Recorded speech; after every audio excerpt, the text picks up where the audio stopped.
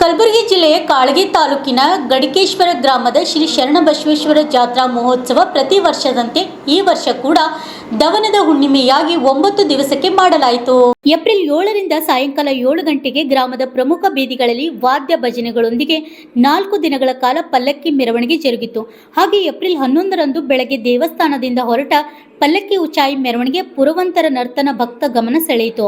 ಹಾಗೆ ರಾಚೋಟೇಶ್ವರ ಮೂರ್ತಿಯೊಂದಿಗೆ ಬೆಳಗ್ಗೆ 9 ಗಂಟೆಗೆ ಅಗ್ಗಿ ತುಳಿಯುವ ಸಂಪ್ರದಾಯ ಜರುಗಿದ್ದು, ಅದೇ ರೀತಿಯಾಗಿ ಸಾಯಂಕಾಲ ವೈಭವದೊಂದಿಗೆ ಅಲಂಕಾರಗೊಂಡು ರಥೋತ್ಸವ 6:30 ಗಂಟೆಗೆ ಸಡಗರ ಸಂಭ್ರಮದಿಂದ ಜರುಗಿತು.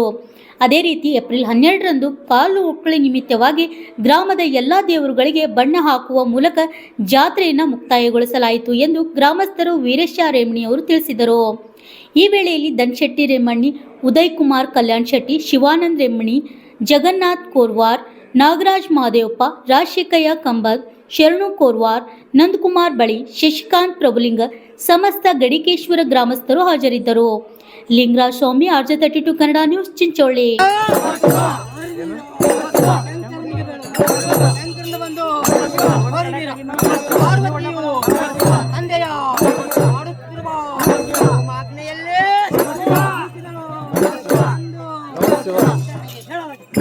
ಶಂಕರನಿಗೆ ಹೇಳಲ ಕ್ಷಣಕ್ಕೆ ನಮ್ಮ ವೀರಶೈವನು ಹೋರಿ ವೀರ ಹೋರಿ ವೀರ ನಮ್ಮ ಶಿವನು ನೇತ್ರವನ್ನು ತೆರೆದು ನೋಡಲು ಹೋರಿ ವೀರ ಕ್ಷಣಕ್ಕೆ ನಮ್ಮ ವೀರಶೈವನು ಶಿವನು